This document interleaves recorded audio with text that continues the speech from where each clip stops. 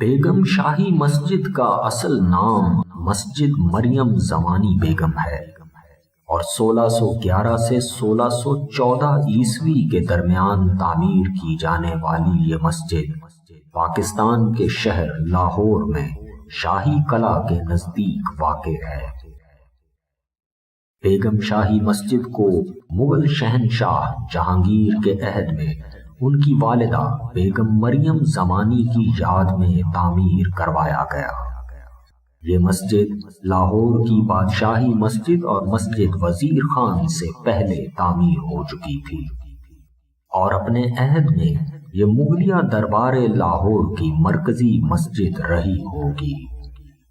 مستی گیٹ کے اندر واقع مسجد وزیر خان پر مغل اور لودھی سلطنتوں کے عہد کے فن تعمیر کے اثرات نمایاں ہیں۔